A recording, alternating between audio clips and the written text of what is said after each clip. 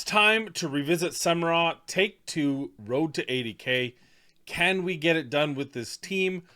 Do we have the team to do it, or are we missing that one missing link, that one boosting, damage dealing son of a gun that'll make the difference between the 65 and the 80K that I'm aiming for? Let's find out.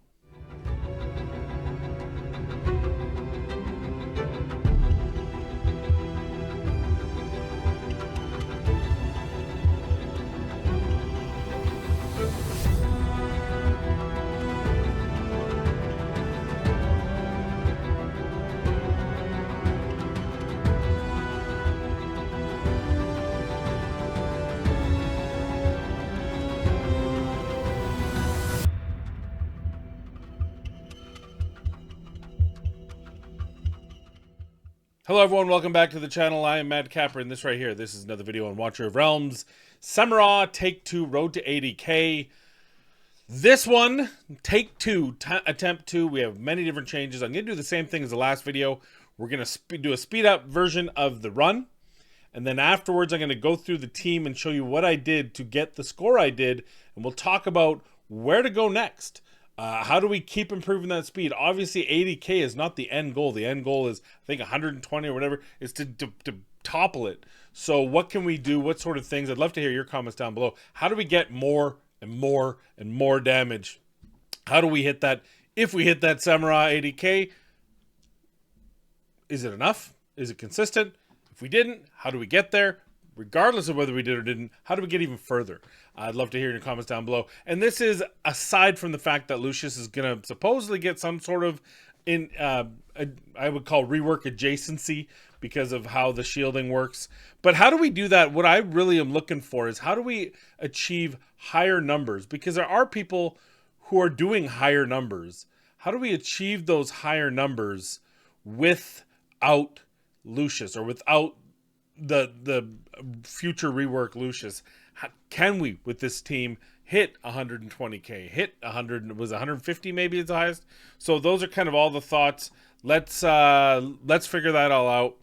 And without further ado, let's show the run, show the analysis of the team, and prepare for part 3.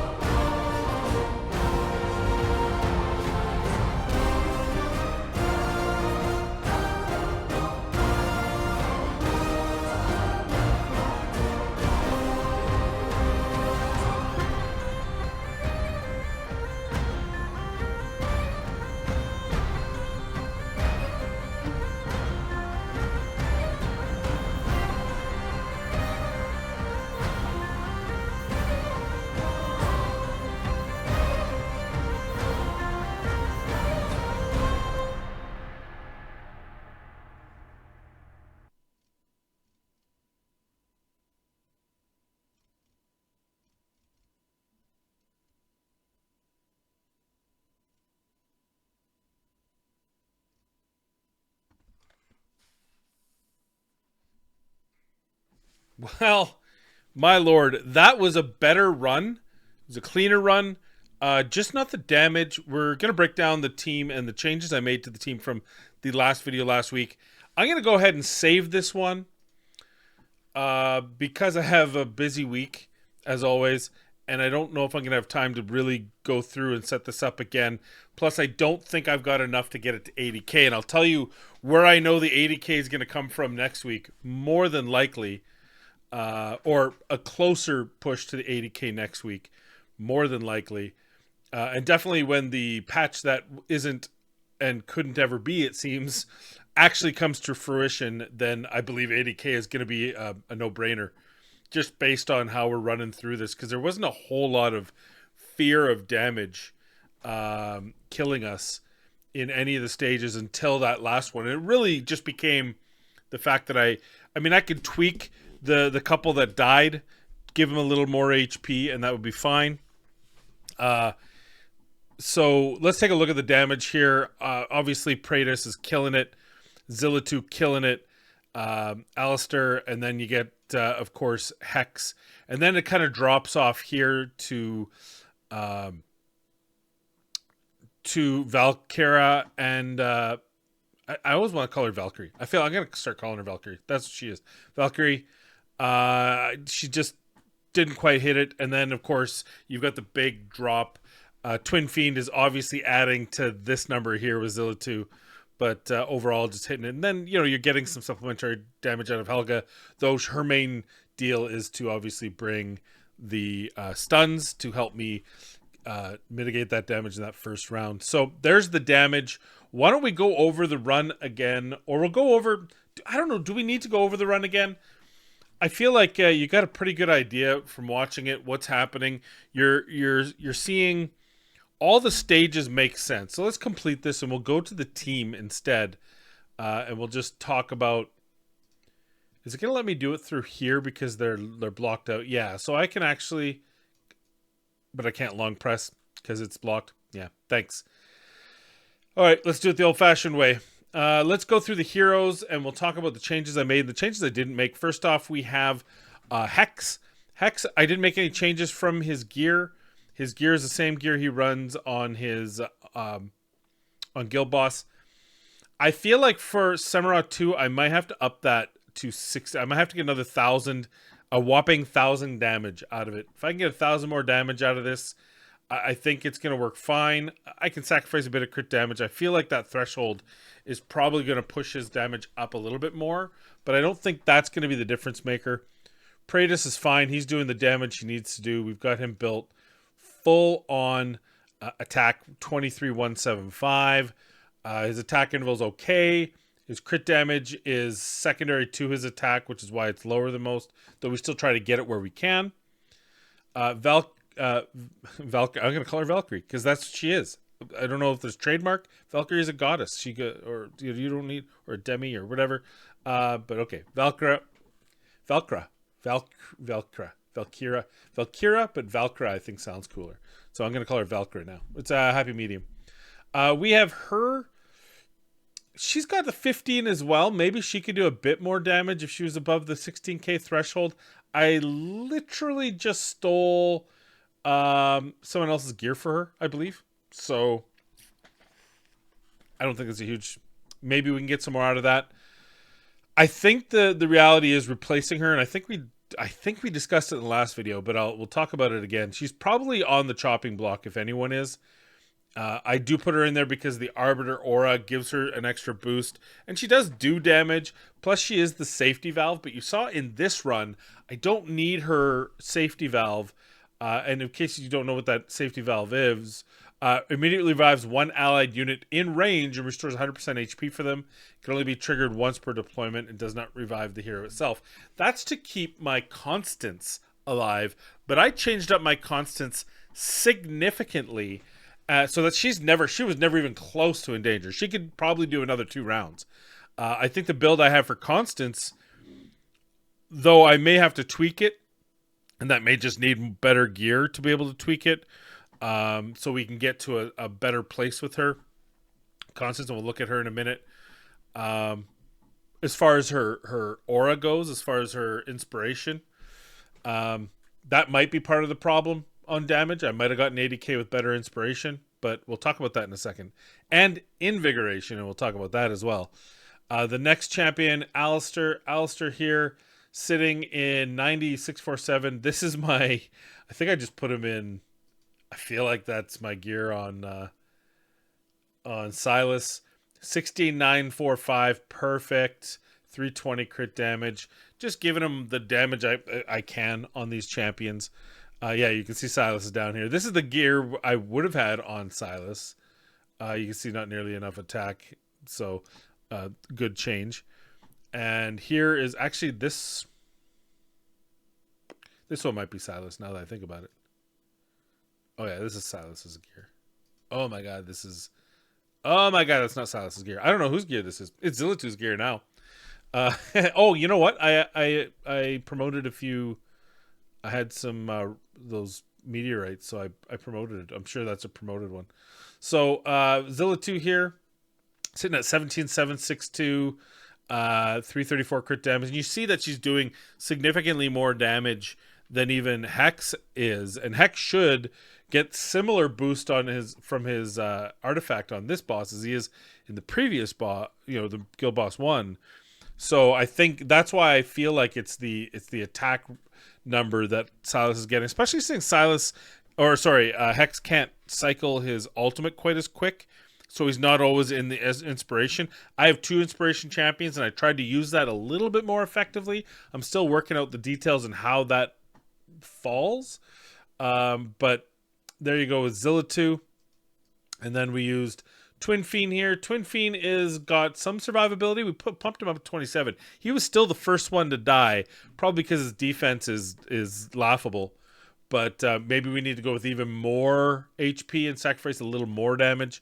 But you see he's getting around to his ult, which is the most important thing. He's getting around to it very easily.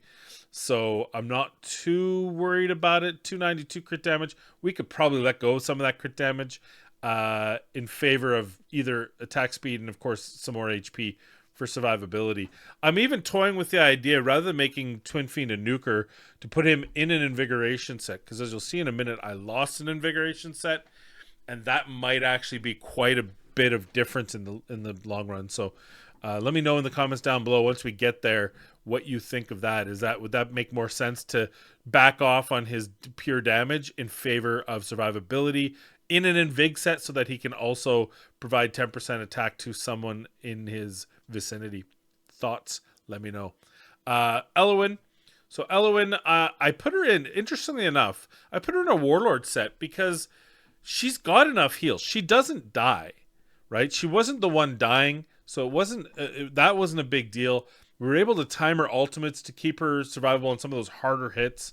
She's got the invigoration set, but I put her in a Warlord set to give her more, just because I had this piece, and it felt like, man, when you have that much healing and that much attack, who else would you put that on? That feels like, to me at least, an attack-based healer's dream, and in this case, Elowen.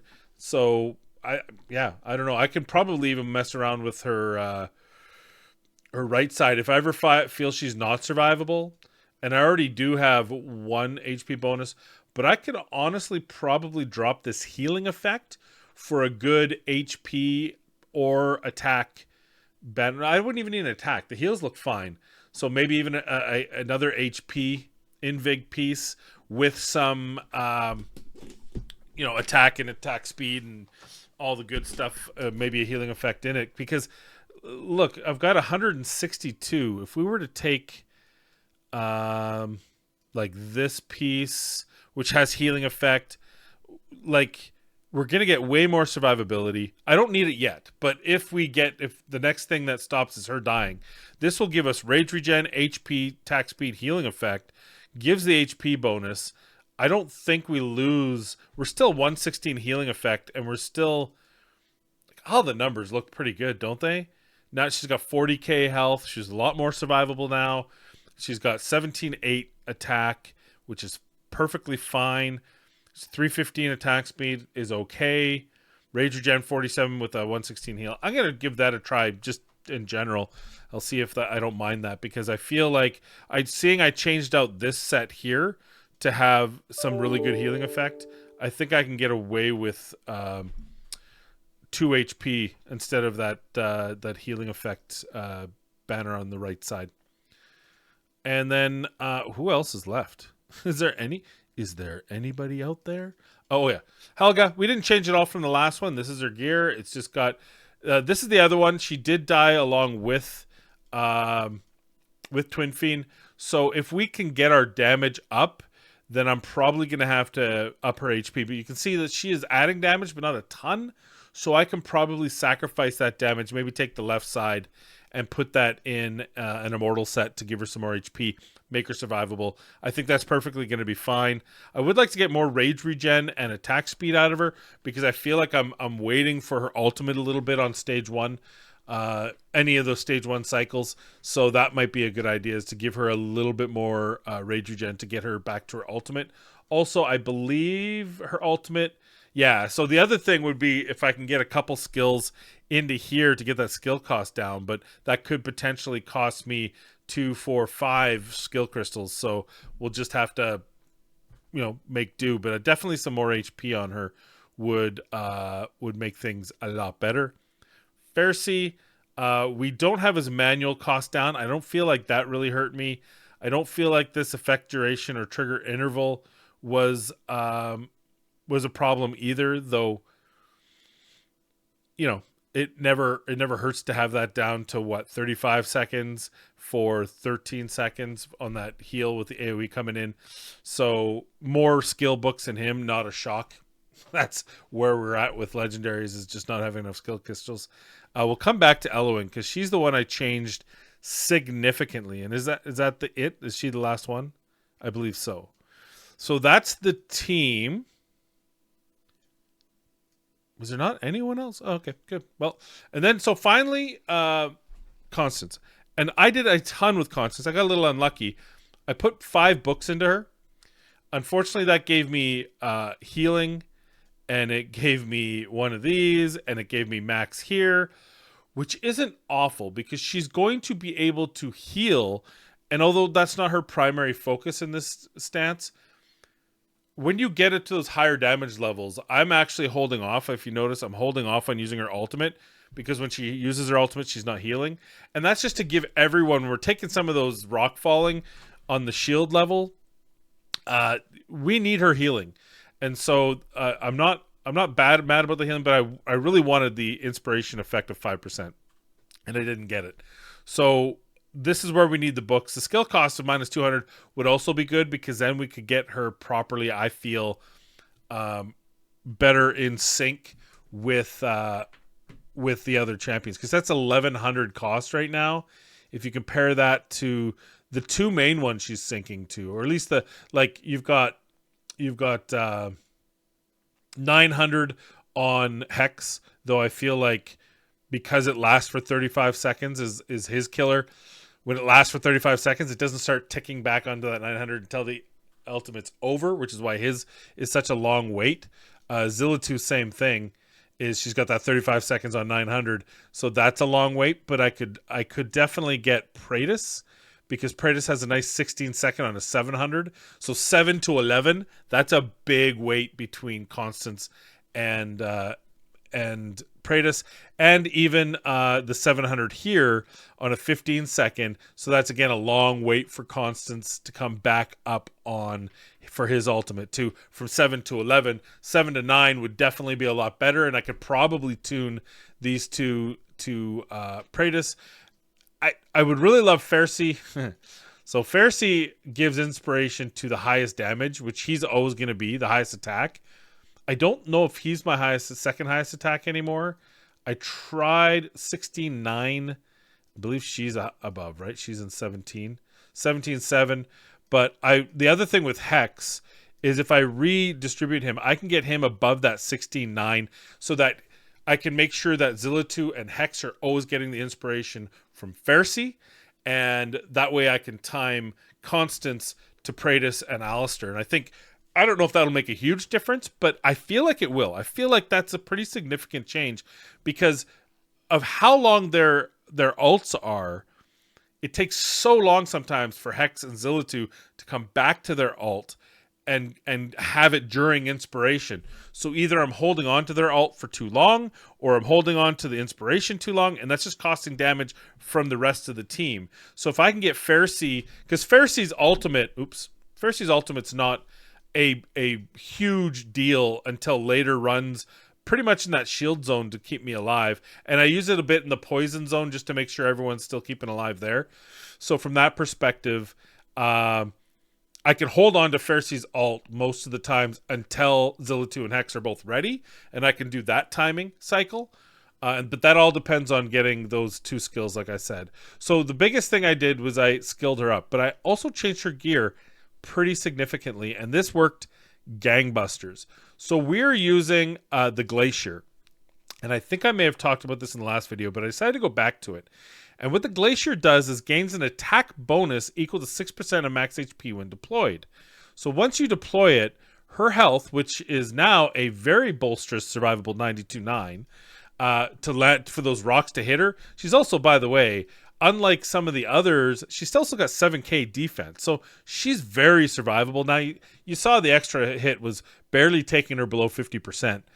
I had lots of room to give on that. And even though her attack's very low here, and therefore her inspiration's going to be low, the reality is she's adding this 6% attack bonus equal to 6% of her max HP. So when she's deployed, her attack is actually much higher than it shows on paper. Plus, the artifact that she's using is the Astral Obelisk, which offers another 5% and some rage regen by 45% for 5 seconds, which once we get her books, it's going to allow her to keep up with the with my two main dealers, Alistair and Praetus. So it's all kind of intertwined. Plus, keep in mind that because I have Praetus as the Lord, we're getting extra Lord stats there. So by the time you add all those extra bonuses to her attack, that Glacier is actually, in my opinion, the way to go. And let me know if there's something I'm missing in that world and you're thinking, no, Glacier's not the right way to go because of ABC. I definitely felt a reduction in my total damage. But I got further this time. And with a little bit of tweaking, I think I can get to 80k before the, maybe if it ever happens, patch on Lucius happens. So this right here, of course, is giving you the extra attributes 15%. So that's going to give her even more attack, and that's going to help.